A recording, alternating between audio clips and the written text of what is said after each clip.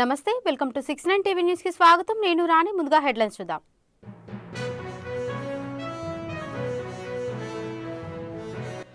తెలంగాణలో దుమారం రేపుతున్న బీజేపీ నేత రమేష్ బిదూరి అనుచిత వ్యాఖ్యలు బీజేపీ కార్యాలయం ముట్టడికి వెళ్లిన కాంగ్రెస్ కార్యకర్తలు ఇరు వర్గాల మధ్య ఘర్షణ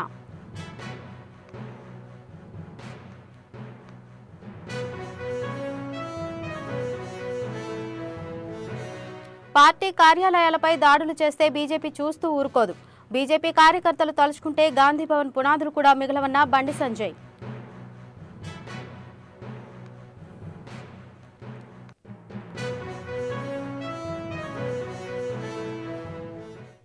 అల్వాల్ టిమ్స్ హాస్పిటల్పై రోడ్డు భవనాల శాఖ మంత్రి సమీక్ష నిర్మాణ శాఖల మధ్య సమన్వయం లేకపోవడం బాధాకరమన్న మంత్రి కోమటిరెడ్డి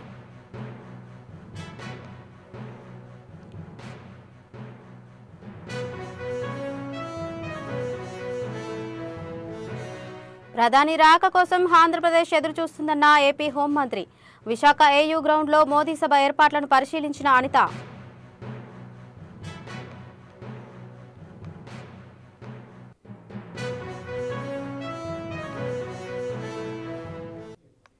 కాంగ్రెస్ అగ్రనాయకురాలు ప్రియాంక గాంధీపై బీజేపీ మాజీ ఎంపీ రమేష్ బిదూరి చేసిన వ్యాఖ్యలు తీవ్ర దుమారం రేపుతున్నాయి. హైదరాబాద్లోని బీజేపీ రాష్ట్ర కార్యాలయంపై యూత్ కాంగ్రెస్ నేతలు, కార్యకర్తలు దాడి చేశారు. రమేష్ బిదూరి ఫోటోను చెప్పులతో కొడుతూ హంగామా చేశారు. రమేష్ బిదూరి తక్షణమే క్షమాపణ చెప్పాలని డిమాండ్ చేశారు. దీంతో కాంగ్రెస్, బీజేపీ శ్రేణుల మధ్య ఘర్షణ చోటు చేసుకుంది. బీజేపీ కార్యాలయం లోపల నుంచి వచ్చిన ఆ పార్టీ కార్యకర్తలు కర్రలతో దాడి చేయగా బీజేపీ కార్యాలయంపై కాంగ్రెస్ శ్రేణులు రాళ్లు రువ్వారు. ఈ దాడిలో బీజేపీ దళిత మోర్చా కార్యకర్తలకు గాయమైంది. పెద్ద సంఖ్యలో చేరుకున్న పోలీసులు ఇరు వర్గాలే చెదరగొట్టే ప్రయత్నం చేశారు. బీజేపీ కార్యాలయంపై యూత్ కాంగ్రెస్ నేతలు దాడి చేసిన ఘటనపై కేంద్ర మంత్రి బండి సంజయ్ తీవ్రంగా స్పందించారు. దాడులు చేస్తే బీజేపీ చూస్తూ ఊరుకోదని అన్నారు. తమ పార్టీ కార్యకర్తలే తలుచుకుంటే గాంధీ భవన్ పునాదులు కూడా మిగలవని మాస్ వార్నింగ్ ఇచ్చారు. కాంగ్రెస్ వాళ్లు రాళ్లతో దాడులు చేస్తుంటే ప్రభుత్వం ఏం చేస్తోందని మండిపడ్డారు. తప్పుడు వ్యాఖ్యలు ఎవరు చేసినా ఖండించాల్సిందేనని, చట్టపరంగా తమ కార్యాలయంపై దాడి చేసిన వారిపై చర్యలు తీసుకోవాల్సిందేనని బండి సంజయ్ అన్నారు.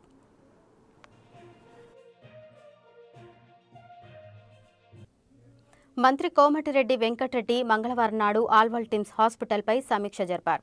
897 కోట్ల అంచనాలతో అల్వాల్ టిమ్స్ హాస్పిటల్ నిర్మాణం జరుగుతుంది. 11.53 లక్షల స్క్వేర్ ఫీట్లలో హాస్పిటల్ నిర్మాణం ఉంటుందని, ఇప్పటి వరకు 90% నిర్మాణ పనులు పూర్తయ్యాయని మంత్రి తెలిపారు. సనత్ నగర్, ఎల్బీ నగర్ టిమ్స్ నిర్మాణాల్లో ధర్మశాల ఉన్నప్పుడు ఇక్కడ ఎందుకు నిర్మించడం లేదని అధికారులను ప్రశ్నించారు. 35 డిపార్ట్మెంట్ సేవలు అందుబాటులోకి వస్తాయన్న అధికారులు వివరించారు. నిర్మాణంలో శాఖల మధ్య సమన్వయం లేక పనులు ఆలస్యం అవడం బాధాకరమన్నారు మంత్రి కోమటిరెడ్డి వెంకటరెడ్డి.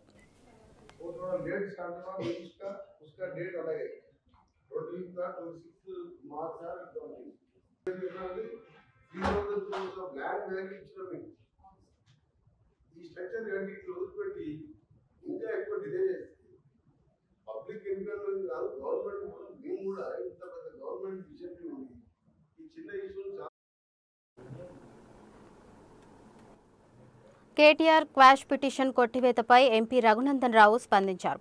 కేటీఆర్కి హైకోర్టు తీర్పు నచ్చకపోతే సుప్రీంకోర్టుకు వెళ్లాలి కానీ తప్పు చేయలేదని చెబుతున్నా కేటీఆర్ ఎందుకు భయపడుతున్నారని ప్రశ్నించారు. ఏసీబీ ఆఫీసులోకి లాయర్లను రానివ్వట్లేదని, కేటీఆర్ దొంగ ఏడుపు ఏడుస్తున్నారని, దొంగలను, లాయర్లను లోపలికి రానివ్వరని ఆయన తెలిపారు. 10 ఏళ్ల మీ పాలనలో మంచోళ్లు అయిన తెలంగాణ పోలీసులు ఇప్పుడు చెడ్డోళ్లు ఎలా అయ్యారని ఎంపీ రఘునందన్ రావు ప్రశ్నించారు. కేటీఆర్ మీద నమోదైనటువంటి ఏసీబీ కేసులో తన మీద వేసినటువంటి ఎఫ్ఐఆర్ని ఫాష్ చేయమని చెప్పి రాష్ట్ర సర్వోన్నత న్యాయస్థానాన్ని కేటీఆర్ ఆశ్రయించడం జరిగింది. కేటీఆర్ వేసినటువంటి క్వాష్ పిటిషన్ మీద రాష్ట్ర సర్వోన్నత న్యాయస్థానం తీర్పిస్తూ ఎఫ్ఐఆర్ని కొట్టివేయలేమని, ఇన్వెస్టిగేషన్కు సహకరించమని ఆదేశాలు ఇవ్వడం జరిగింది. దీని మీద టీఆర్ఎస్ శ్రేణులు లేదా నానా యాగి, నానా గగ్గోలు చేసే కార్యక్రమం చేస్తా ఉంది. ఏం మాట్లాడినారు కేటీఆర్ గారు? కేసు రిజిస్టర్ అవుతుంది అన్నప్పుడు గదేం కేసు, లొట్టపీస్ కేసు, 5 నిమిషాలు ఇట్లా పోయి అట్లా వస్తా అన్నాడు. ఎవరు వద్దంటున్నారు ఇప్పుడు? మరి లొట్టపీస్ కేసులో పోలీసు వాళ్ళ ముందుకు పోయేందుకు కేటీఆర్ ఎందుకు భయపడుతున్నాడు? ఫస్ట్ ఏమన్నాడు? దాంట్లో అవినీతి జరగలేదు అన్నాడు. అవును, పైసలు ఇచ్చినా, బరాబర్ ఇచ్చినా, మంత్రికి ఇచ్చినా అన్నాడు. మరి బరాబర్ ఇచ్చిన ముచ్చటిని ఏసీబీ ఆఫీస్కి పోయి చెప్పు. నన్ను వకీళ్ళని తీసుకుపోనిత్తలేరని దొంగేడుపులు ఏడుస్తున్నాడు. దొంగలకు వకీళ్ళని తీసుకొని పోలీస్ స్టేషన్కి రానిస్తారా పోలీసులు? లాస్ట్కి ఒక మాట అడుగుతున్నా కేటీఆర్, నేను 10 ఏళ్ళు మంత్రిగా చేసినావు కదా, తెలంగాణ వచ్చినాక ఏం చెప్పిండు?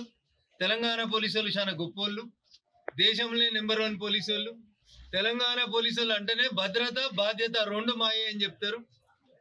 1200 కోట్లు పెట్టి కమాండ్ కంట్రోల్ కట్టిస్తున్నాం. ఈ దేశంలో ఎక్కడ నేరం జరిగినా మా తెలంగాణ పోలీసులు గొప్పగా పనిచేస్తారు అని చెప్పిండు. 10 ఏళ్ళు మీరు గొప్ప అని చెప్పిన పోలీసుల ముందుకి ఇలా నువ్వు పోయేందుకు బాధ ఎందుకు అవుతుంది సార్? 10 ఏళ్ళు మంచోళ్ళైన పోలీసులు ఇలా చెడ్డోళ్ళు ఎట్లయ్యారు కేటీఆర్? అంటే నువ్వు కూడా పోలీసులతో తప్పు చేయించినావా? విశాఖ ఏయూ గ్రౌండ్లో ప్రధాని సభ ఏర్పాట్లను హోంమంత్రి అనిత పరిశీలించి పోలీస్ ఉన్నతాధికారులకు పలు సూచనలు చేశారు.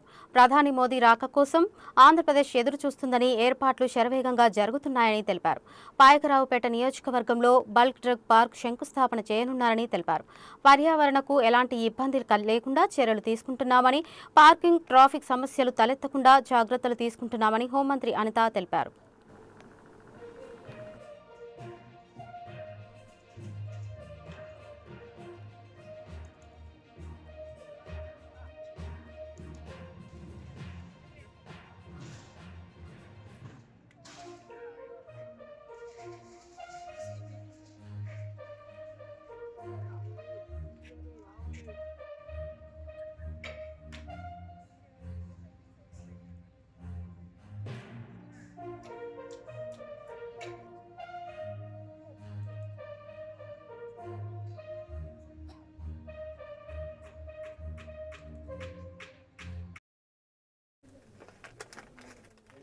తెలంగాణ ప్రజల సొమ్ము దోచుకున్న వాళ్లకు అధికారులైనా నాయకులైనా సిస్టమ్ ఫాలో కాకపోతే ఎలాంటి పరిస్థితి ఏర్పడుతుందన్నారు బల్మురి వెంకట్. నిజంగానే హైదరాబాద్ ఇమేజ్ పెంచడానికే అయితే ఇన్వెస్టర్లు ఎందుకు పెట్టుబడులు పెట్టడానికి ముందుకు రాలేదని ప్రశ్నించారు. కేటీఆర్ ఏ తప్పు చేయకపోతే విచారణకి సహకరించి తప్పు చేయలేదని ప్రూవ్ చేసుకోవాలంటున్న ఎమ్మెల్సీ బల్మురి వెంకట్తో మా ప్రతినిధి భవిత ఫేస్ టు ఫేస్. ప్రస్తుతం మనతో పాటు ఉన్నారు ఎమ్మెల్సీ బల్మురి వెంకట్. కొద్దిసేపటి క్రితమే కేటీఆర్ ఇచ్చినట్టు క్వాష్ పిటిషన్ హైకోర్టు కొట్టేసింది. మీకు చాలా ప్రాసెస్ అనేది ఈజీగా అయిందంటారా? అంటే ఒక తెలంగాణ ప్రజల సొమ్ము దోచుకున్నోళ్ళు ఎవరన్నా కూడా సిస్టమ్ ఫాలో కాకపోతే రేపొద్దున ఇటువంటి ఒక పరిస్థితి ఏర్పడుతుందని ఒక మెసేజ్ అధికారులకు కానీ నాయకులకు కానీ ఇవ్వాలని ఒక ఉద్దేశంతో మా గౌరవ ముఖ్యమంత్రి గారు ఈ డెసిషన్ తీసుకురు తప్ప కేటీఆర్ గారిని లోపల వేయాలి, లేకపోతే ఆయన ఏమి తెలంగాణ కోసం కొట్లాడిన వ్యక్తి కాదు, ఆయన మనం మాట్లాడుకోగలగా అంత పెద్ద నాయకుడేం కాదు. తెలంగాణ సొమ్ముని ఒక 55 కోట్లు తన వ్యక్తిగత స్వార్థం కోసం దోచుకుండు కాబట్టి యాజ్ పర్ ప్రొసీజర్ ప్రకారంగా సిస్టమ్ ప్రకారంగా సొమ్మును తీసుకొచ్చి తెలంగాణ రాష్ట్ర అభివృద్ధి కోసం ఖర్చు పెట్టాలన్న ఉద్దేశంతో సంబంధించిన డిపార్ట్మెంట్ తన పని తాను చేసుకుపోతుంది. దాన్ని అడ్డం పెట్టుకొని ఒక స్టంట్ చేసుకొని పార్టీని అడ్డం పెట్టుకొని పొలిటికల్ స్టంట్ చేసి తనను తాను కాపాడుకునే ప్రయత్నం కల్వకుంట్ల తారక రామారావు గారు చేస్తారు. న్యాయస్థానం కూడా అన్ని పరిగణలోకి తీసుకొని ఆయన వేసిన పిటిషన్ తప్పని చెప్పి భావించి కొట్టేసింది. ఇప్పుడు యాజ్ పర్ సిస్టమ్ ప్రొసీజర్ ప్రకారంగా ఏముందో ఆ సిస్టమ్ ప్రకారంగా ఆయన ఎంక్వైరీ చేయడం జరుగుతుంది. అన్ని ఎవిడెన్సెస్ కలెక్ట్ చేసినాక సిస్టమ్ ఏముందో ప్రొసీజర్ ప్రకారంగా ఆయన కస్టడీలో కూడా తీసుకుంటారు. హైదరాబాద్ బ్రాండ్ ఇమేజ్ ని పెంచడానికి నేను చేసినటువంటి పని ఇది కావాలని, అంటే చిన్న కేసు, అసలు అది యాక్సెప్ట్ చేయాల్సిన కేసు కూడా కాదు, కావాలని కక్షపూరితంగా వ్యవహరిస్తుంది అని చెప్పేసి వాళ్ళు అంటున్నారు. చిన్న కేసా అంటే 55 కోట్ల రూపాయలని దోచుకుంటే బహుశా వాళ్ళకున్న 1000 కోట్లు 1,00,000 కోట్లలో వాళ్ళకి చిన్నదేమో, కానీ తెలంగాణ ప్రజలందరికీ తెలంగాణ సొమ్ము మనం పన్నుల రూపంలో కట్టిన సొమ్ము మన సంపద, మన అందరి సంపద 55 కోట్లు. ఆ 55 కోట్లు ప్రొసీజర్ ప్రకారంగా కాకుండా తన వ్యక్తిగత స్వార్థం కోసం వాడుకుంటే 100% అది మాకు చాలా పెద్ద సమస్య. ఆ సమస్య కోసము కేటీఆర్ గారిని కాదు, దాంట్లో ఎవరెవరు ఉన్నారు అందరినీ కూడా కఠినంగా శిక్షించడం జరుగుతుంది. కేవలం 55 కోట్లు వీళ్ళు టార్గెట్ చేసుకొని మాట్లాడుతున్నారు. ఒకవేళ ఈ కార్ రేసింగ్ మరొకసారి ఇక్కడ జరిగితే ఎన్నో పెట్టుబడులు ఇక్కడికి వచ్చేటి అని వాళ్ళు మాట్లాడుతున్నారు. అంటే 55 కోట్లు నువ్వు సిస్టమ్ ప్రకారంగా చేసింటే ఎందుకు ఇన్వెస్టర్స్ ఎవరు కూడా రాలేదు? నువ్వు సిస్టమ్ ప్రకారంగా చేసేది ఉండే, క్యాబినెట్ పెట్టి క్యాబినెట్ లో చేసేది ఉండే, లేదా ఎలక్షన్ అయిపోయినాక చేసేది ఉండే, అంత ఇమీడియట్ గా చేయాల్సిన అవసరం ఏముండే? అండ్ నిజంగా సిస్టమ్ ప్రకారంగా చేస్తే నిన్ను నువ్వు ప్రూవ్ చేసుకోవాలి. ఈ డ్రామాలను ఎందుకు ఆడుతున్నావు? అండ్ నిజంగా హైదరాబాద్ బ్రాండ్ ఇమేజ్ అని మాట్లాడుతున్న కేటీఆర్ ఇటువంటి దొంగ పనులు చేసి ఫ్రాడ్ చేసి ఇటువంటి అడ్డదారులు పోయి బ్రాండ్ ఇమేజ్ అని చెప్పి హైదరాబాద్ ని అడ్డం పెట్టుకొని నీ పార్టీ నాయకులను అడ్డం పెట్టుకొని డబ్బు దోసుకొని సిగ్గులేదా? ఈరోజు తెలంగాణ ప్రజలందరూ అడుగుతారు, చిన్న కేసు ఏం తప్పు చేయకపోతే వచ్చి నిన్ను నువ్వు ప్రూవ్ చేసుకోకుండా ఎందుకు ఈ డ్రామాలు ఆడుతున్నావు? ఎందుకు విచారణకు సహకరిస్తలేవు? ఇనిషియల్ స్టేజ్ లో ఎంక్వైరీకి పిలిచినప్పుడు అడ్వకేట్ ని కాదు, నీ ఎంటున్న నీ ఫ్యామిలీ మెంబర్స్ కూడా అలౌ చేయరు. ఆ కనీస అవగాహన లేదా? నీకు అది తెలుసు. తెలిసి ఉద్దేశపూర్వకంగా ఏసీబీ ఆఫీస్కి వచ్చినట్టు వచ్చి నా అడ్వకేట్ నాతో అలౌ చేయాలని అలౌ చేయమని ఇమీడియట్ గా కారు రిటర్న్ వెళ్ళిపోయాడు. ఈ డ్రామాలని దేనికోసం ఆడుతున్నావు? ఫస్ట్ దమ్ము ధైర్యం ఉంటే నిన్ను ప్రూవ్ చేసుకుని తర్వాత బయటకు వచ్చి ప్రెస్ మీట్ పెట్టి మాటలు మాట్లాడాలని కేటీఆర్ గారిని డిమాండ్ చేస్తున్నారు. దానితో పాటు ఏసీబీ అధికారులకు కూడా ఈ దొంగ రేపు పొద్దున మన దేశాన్ని ఇచ్చిపెట్టి పారిపోయే ఒక పరిస్థితి కూడా ఉంటది కాబట్టి ఆయన పాస్పోర్ట్ ని కూడా సీజ్ చేయాలని చెప్పి డిమాండ్ చేస్తుంది. ముఖ్యంగా ప్రభుత్వంలో ఉన్నప్పుడు మంత్రులు ఏం చెప్తే అధికారులు అది చేస్తుంటారు. నా తప్పేముంది, అధికారులు చూసుకోవాలి కదా అని చెప్పేసి వాళ్ళు మాట్లాడడం, అంటే మీరు చెప్పినటువంటి పనిని అధికారులు చేయడం వాళ్ళ తప్ప, వాళ్ళని బదిలీ చేస్తారా మీరు? 100% రాజ్యాంగంలో గానీ సిస్టమ్ లో గానీ డెమోక్రటిక్ కంట్రీలో అధికారులకి పొలిటీషియన్స్ కి ఎవరిది వాళ్ళకి ఒక రోల్ ఉంటుంది. ప్రొసీజర్ ప్రకారంగా నాయకుడు చెప్పిన అధికారులు కూడా సిస్టమ్ లో లేకపోతే సిస్టమ్ లో లేదు సార్ అని చెప్పి ఆ నాయకులకి చెప్పి మేము చెయ్యము అని చెప్పాల్సిన బాధ్యత వారిపైన ఉంటుంది. వారు బాధ్యతని మర్చిపోయి వారు తప్పుగా వ్యవహరిస్తే అని చాలా స్పష్టంగా కేటీఆర్ అంగీకరించండి. అవునే నేనే చేయమని చెప్పినా అని చెప్పి తానే అంగీకరించండు. మళ్ళీ కోర్టులోనేమో నాకేం సంబంధం, అధికారులకు సంబంధం, అంటే కాంట్రాడిక్టరీ స్టేట్మెంట్స్. అంటే ఈ డ్రామాలు తప్పు ఎవరు చేసినా సిస్టమ్ ఫాలో కాకపోతే చట్టం అందరికీ సమానమే. అది నాయకుడు గాని అధికారి గాని సామాన్య పౌరునికి ఏ రకమైన రూల్స్ ఉంటాయో నాయకునికి అధికారులకు కూడా అదే రూల్స్ అదే రిస్ట్రిక్షన్స్ ఉంటాయి. అంటే నేను ఎక్కడ తప్పు చేయలేదు, జరిగినటువంటి ట్రాన్సాక్షన్ సంబంధించి ప్రతి రిసిప్ట్ నా దగ్గర ఉంది అని చెప్పేసి వాళ్ళు చెప్తున్నారు. ప్రూవ్ చేసుకోమనండి, ఎంక్వైరీలో పాల్గొని ఎంక్వైరీకి సహకరించి న్యాయస్థానంలో ప్రూవ్ చేసుకోమనండి. తాను ప్రూవ్ చేసుకొని బయటకు వచ్చిన నీతివంతుని ఏం చేయలేదని చెప్పి చెప్పాలి. కానీ నువ్వు బయటికి రాకుండా అన్ని నా దగ్గర ఉన్నాయని జేబులో పెట్టుకొని ఇక చూపిస్తా అగ చూపిస్తా ఇక చూపిస్తా అగ చూపిస్తా అని చెప్పి డ్రామాలు ఆడుతున్నారు కాబట్టి నాకు డ్రామా రావని పేరు పెట్టినాం. ఇది మొత్తానికి నిజంగానే ఈ కార్ రేసింగ్ అనేది పెట్టుబడులకు అనుకూలంగా ఉంటే ఎందుకు పెట్టుబడులు ఇప్పటివరకు కూడా ఒకటి కూడా రాలేదని చెప్పేసి ఎమ్మెల్సీ బల్మూరు వెంకట్ చెప్పిన పరిస్థితి కనబడుతుంది. నిజంగానే ఎలాంటి తప్పు కేటీఆర్ చేయకపోతే ఖచ్చితంగా విచారణకు సహకరించి వాళ్ళు తప్పు చేయాలని ప్రూవ్ చేసుకోవాలని చెప్పేసి వాళ్ళు చెప్పిన పరిస్థితి కనబడుతుంది.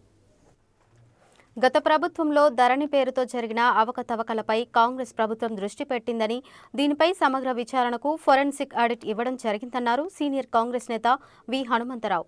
ధరణి వల్ల నిజమైన పట్టాదారులు అనేక ఇబ్బందులు ఎదుర్కోవడంతో ప్రభుత్వం ఈ నిర్ణయం తీసుకుందన్నారు. దీంతో ఇప్పుడు నిజమైన హక్కుదారులు ఎవరనేది బయటకు వస్తుందన్నారు హనుమంతరావు. ఇందిరాగాంధీ జమీన్ వి సర్మాయదారులు అని చెప్పడం జరిగింది.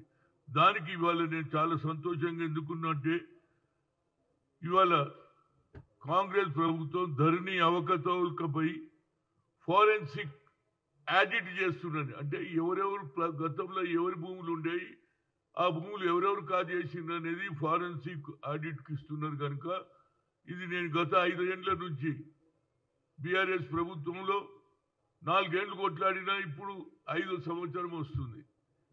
కీసరా దాయరలో 1981లో ఇందిరాగాంధీ గారు దున్నేవాడికే భూమి 94 ఎకరాలు ఇచ్చింది. కానీ రాను రాను ఎప్పుడైతే ఔటర్ రింగ్ రోడ్ వచ్చిందో ఆ దొరగారికి రాగి కృష్ణారెడ్డి గారికి ఆశ పెరిగి అందులో 2 హరిజనులు చనిపోతే దొంగ సంతకాలు చేసి హైకోర్టులో ఆర్డర్ తెచ్చుకొని రెవెన్యూను మేనేజ్ చేసుకొని ఆ భూమి 36 ఎకరాలు అమ్ముకోవడం జరిగింది. రియల్ ఎస్టేట్ వాళ్ళు ఒక్కొక్క విల్లా 4 కోట్లకు అమ్ముతున్నారండి. ఎంత బాధ ఉంటుందో చెప్పు. వాళ్ళ కుటుంబ సభ్యులు 120 మంది ఉన్నారు. మన్మలు మన్మరాన్లు కోడన్లు ఇవన్నీ కలిపితే 100. ఇవాళ ఇప్పటికన్నా నా ఉద్దేశంలో న్యాయం జరుగుతుంది. ఎందుకంటే ఫోరెన్సిక్ ఆడిట్ అంటే ఇది గతంలో ఎవరి భూమి ఉండే, ఆ భూమి ఎవరు సాగు చేసుకుంటుంటే ఇవాళ ఎవరి పేర్ల మీద ఉన్నది ఆయన కోడన్ల పేరు మీద చేసుకొని అమ్ముతున్నాడు. కనుక నేను కలెక్టర్ను కూడా కలిసిన, అయ్యా 36 ఎకరాలు వాళ్ళు మిగతా భూమి అన్న పేద ప్రజలకు ఇస్తే వాళ్ళ బతుకుదెరువులు బాగుంటాయని నేను రెవెన్యూ మినిస్టర్ను అదేవిధంగా రేవంత్ రెడ్డి గారు ఇది సరి అయిన సమయంలో ఇలాంటి నిర్ణయం తీసుకున్నందుకు నేను ముఖ్యంగా రేవంత్ రెడ్డి గారికి నా హృదయపూర్వక ధన్యవాదాలు. అదేవిధంగా అక్కడ ఉన్నటువంటి ఎంఆర్ఓ కూడా కలెక్టర్కు వాస్తవ పరిస్థితి ఇచ్చిండ్రు. 2 రైతులు చనిపోయిన దాని మీద దొంగ సంతకాలు చేసుకునేదని రికార్డు కూడా ఉన్నది. తప్పనిసరిగా ఈ కేసులో న్యాయం జరిగితే నిజంగానే ఏ విధంగానేది ఇందిరాగాంధీ ప్రభుత్వం అంటున్నారో ఇందిరాగాంధీ ఆలోచనను మొట్టమొదలు దీన్ని సెటిల్ కావాలి. ఎందుకంటే రాహుల్ గాంధీ గారి సాక్షాత్తు ఖమ్మం మీటింగ్ లో ఇందిరాగాంధీ జమీన్ సర్మాయదార్ లేదే బీఆర్ఎస్ గవర్నమెంట్ అని చెప్పిండు. కనుక దీన్ని తప్పనిసరిగా సెటిల్ చేస్తే మిగతా భూమి వాళ్ళు వస్తే వాళ్ళ బతుకుతారు. ఇవాళ అడక తింటున్నారు, రోడ్ల మీద పడుకుంటున్నారు. ఎస్సీలు అదే బాబాసాహెబ్ అంబేద్కర్ రాజ్యాంగం రాసిన పేద పనుల నుంచే చేస్తే ఇందిరాగాంధీ దాన్ని అమలు చేసింది. కాబట్టి దీన్ని తప్పనిసరిగా వాళ్ళకి అందేటట్టు చూడాలని ఒక సీనియర్ కాంగ్రెస్ ఇప్పటికీ నేను 8 సార్లు పోయినా మళ్ళీ పోతూనే ఉంటాను. నేను ఎక్కడ ఒక పని పట్టుకుంటే అక్కడ దానికే పోతాను. నేను నడిమిట్లో వదిలేయ కనుక తప్పనిసరిగా వీళ్ళకి న్యాయం జరగాలి. అక్కడ ఉన్న శ్రీనివాస్ కోర్టుకు తిరిగి అప్పులు చేసి తిరుగుతూ ఉన్నాడు.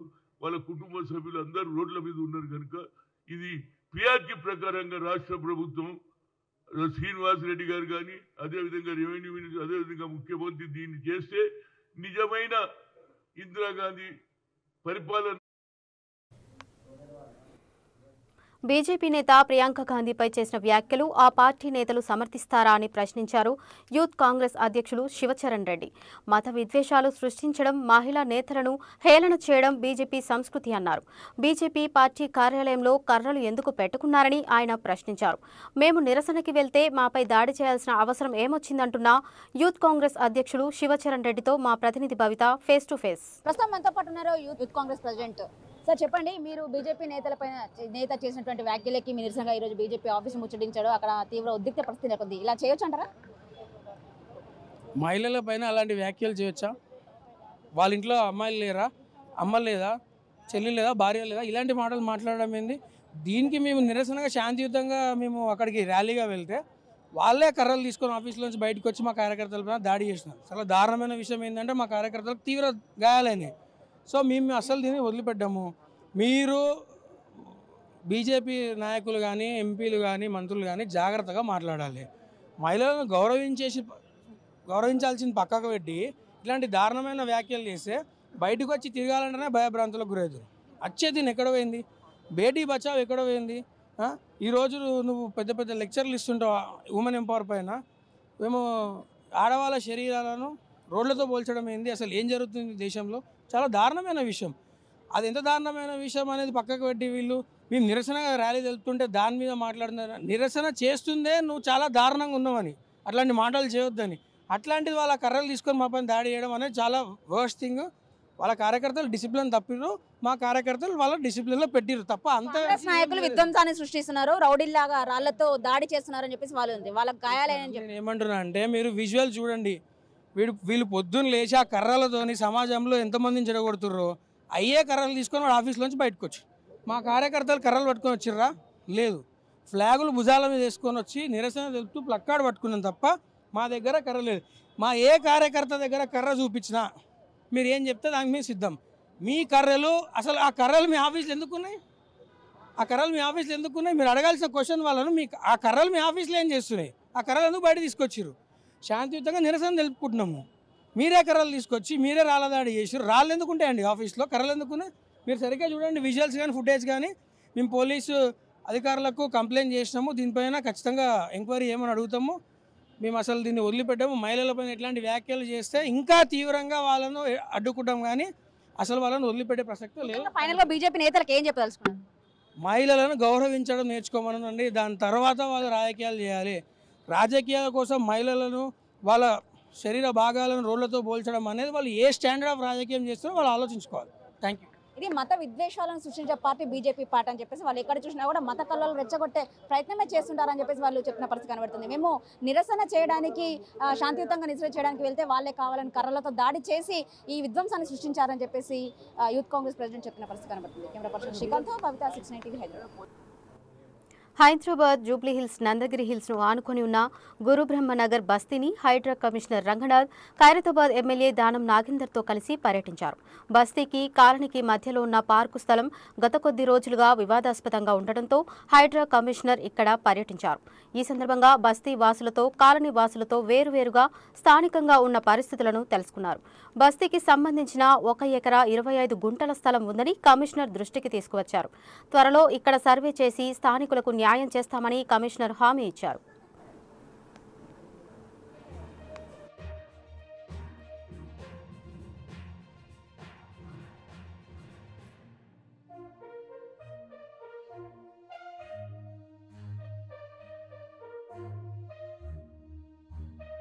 ఈరోజు ఇక్కడ గురుబ్రహ్మనగర్ ఈ బస్తీకి నేను ఇక్కడ స్థానిక శాసనసభ్యులు గౌరవనీయులు దానం నాగేందర్ గారు, ఇంకా ఇక్కడ ఉన్నటువంటి బస్తీ వాసులు, దీంతోపాటు మా హైడ్రా బృందం అండ్ ఈ స్థానికంగా ఉన్నటువంటి ఈ మన నందగిరి లేఅవుట్ సంబంధించిన వాళ్ళు అందరం కూడా ఇక్కడ వారికి సంబంధించినటువంటి పార్కు అండ్ ఇతర ఓపెన్ స్పేసెస్ సంబంధించిన కొన్ని ఇష్యూస్ గురించి దానికి ఇక్కడ పరిశీలనకి రావడం జరిగింది. సో క్షేత్రస్థాయిలో పరిశీలించడం జరిగింది. ఈ బస్తీకి ఎప్పుడో చాలా ఏళ్ల క్రితమే దీనికి ఒక అప్రూవ్డ్ పర్మిషన్ కూడా ఉన్నది. దాదాపు ఎకరా 25 గుంటలు దీనికి అప్రూవ్డ్ పర్మిషన్ కూడా ఉంది. 2011 ఆ టైంలో దీనికి పర్మిషన్ ఇచ్చినట్టుగా కూడా డాక్యుమెంట్స్ కూడా ఉన్నాయి. సో అట్లనే ఇక్కడ స్థానికంగా ఉన్నటువంటి నందగిరి లేఅవుట్ సంబంధించిన వారు పార్క్ని సెక్యూర్ చేసుకోవాలని వాళ్ళ కంటెన్షన్ ఉన్నది. సో ఈ ఉభయుల మధ్యలో డిఫరెంట్ కంటెన్షన్స్ ఉన్న దృష్ట్యా మేము ఇక్కడ క్షేత్రస్థాయిలో పరిశీలించినప్పుడు ఫస్ట్ ఇక్కడ ముందు ఈ బస్తీకి ఎకరా 25 గుంటలు ఫస్ట్ అది సెక్యూర్ చేస్తాం. అది మనం మెజర్మెంట్స్ తీసుకొని మా DGPS సర్వే చేయించి ముందు ఆ బస్తీకి రావాల్సినటువంటిది ఇస్తే కనుక డెఫినెట్గా వారికి రేపు ఎమ్మెల్యే గారు ప్రభుత్వం దృష్టికి తీసుకెళ్ళి వారు ఇక్కడ ఈ బస్తీకి సంబంధించినటువంటి నేను గతంలో కూడా చెప్పాను, పార్క్ స్థలం ఏదైతే ఓపెన్ స్పేస్ ఉందో అది ఇప్పుడు కూడా ఓపెన్గానే ఉంది. ఎక్కడ మెజర్మెంట్ చేసినా ఓపెన్గానే ఉంది. రెండోది ఏంది, CSR కింద వాళ్ళు మేము కడతామని చెప్పారు, అది రీసెంట్లీ ఇచ్చారు. ఇన్ఛార్జ్ DC ఎవరైతే ఉండనో అతను మా నాలెడ్జ్ లేదు, ఎవరు నాలెడ్జ్ లేదు, లోకల్ ఎమ్మెల్యేని కూడా కాన్ఫిడెన్స్లో తీసుకోవాలి, ఆయన అభిప్రాయాలు కూడా తీసుకోవాలి. తీసుకోకుండా CSR కింద ఇచ్చారు. CSR కింద ఎవరు ఇస్తారు? ఏదైనా మల్టీనేషనల్ కంపెనీ ఏదైనా కంపెనీ ఉంటే వాళ్ళు ఏదైతే ట్యాక్స్ రూపంలో కట్టేటువంటో దాని ద్వారా CSR ఫండ్ని యూజ్ చేస్తారు, అది పద్ధతి. కానీ వీళ్ళే ఒక సొసైటీ ఫామ్ చేసుకొని CSR ఫండ్ అంటారు. వాళ్ళ సోర్స్ ఆఫ్ ఇన్కమ్ ఏందో మాకు తెలియాలి కదా. ఇంకోటి ఏంది, పార్కు నామ్స్ ఉన్నాయి కొన్ని, ఆ నామ్స్ ప్రకారంగానే పార్క్ కట్టాలి. అలా కాకుండా ఇలా 10 ఫీట్లు 12 ఫీట్లు గోడ కట్టేది అధికారం ఎవరికి లేదు, GHMCకి లేదు, నాకు లేదు, ఎవరికి లేదు. కాబట్టి అప్పుడు మేము ఆపడం జరిగింది. ఎందుకంటే అలా ప్రైవసీ దెబ్బతింటుందని చెప్పాము. ఎంతైతే వీళ్ళకి ల్యాండ్ కేటాయించారో అంతవరకే వీళ్ళు ఉన్నారు. 1 ఇంచ్ ఎక్స్ట్రా ఉన్నా కూడా నేనే చెప్పాను, ఆ కింద ఉన్నటువంటి దాంట్లో 8 గుడిసెలు 10 గుడిసెలు ఎక్స్ట్రా ఉంటే తీసేయమని నేనే పర్సనల్గా చెప్పాను వాళ్ళకి. రేపు డిపార్ట్మెంట్ వచ్చి కూలగొడితే నేను బాధ్యత కాదని చెప్పాను. దాన్ని కొంచెం పొలిటికలైజ్ కూడా చేసి పేపర్లలో రాసి ఎమ్మెల్యే గారు వచ్చి తీయమని చెప్పారు. రాహుల్ గాంధీ తెలంగాణకు వచ్చి వరంగల్ డిక్లరేషన్ పేరు మీద తెలంగాణ రైతులకు ఎకరానికి 15,000 రూపాయల చొప్పున ఇస్తామని ప్రకటించి కాంగ్రెస్ అధికారంలోకి వచ్చిన తర్వాత 2024 సంవత్సరంలో రైతులకు ₹1 కూడా విడుదల చేయకపోవడం, ఇటీవల సీఎం రేవంత్ యూటర్న్ తీసుకుంటూ ఎకరాకు 15,000 ఇవ్వమని ప్రకటించడంపై ఏకంగా AICC కాంగ్రెస్ కార్యాలయం వద్ద కాంగ్రెస్ రైతు భరోసా యూటర్న్ పేరుతో పోస్టర్లు వెలిశాయి.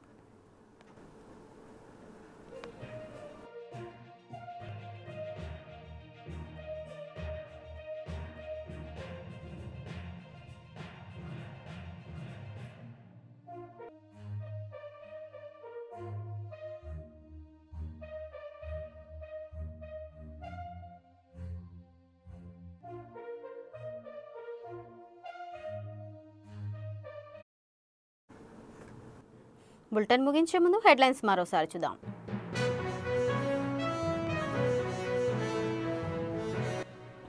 తెలంగాణలో దుమారం రేపుతున్న బీజేపీ నేత రమేష్ బిదూరి అనుచిత వ్యాఖ్యలు.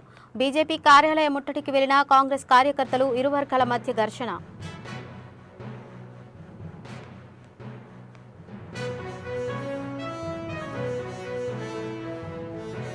పార్టీ కార్యాలయాలపై దాడులు చేస్తే బీజేపీ చూస్తూ ఊరుకోదు. బీజేపీ కార్యకర్తలు తలుచుకుంటే గాంధీ భవన్ పునాదులు కూడా మిగలవన్న బండి సంజయ్.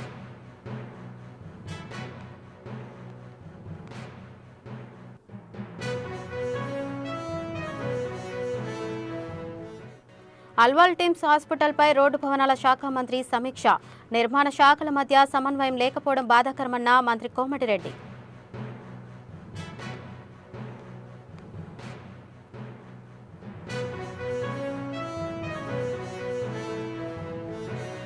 ప్రధాని రాక కోసం ఆంధ్రప్రదేశ్ ఎదురు చూస్తోందన్న ఏపీ హోంమంత్రి. విశాఖ AU గ్రౌండ్లో మోదీ సభ ఏర్పాట్లను పరిశీలించిన అనిత.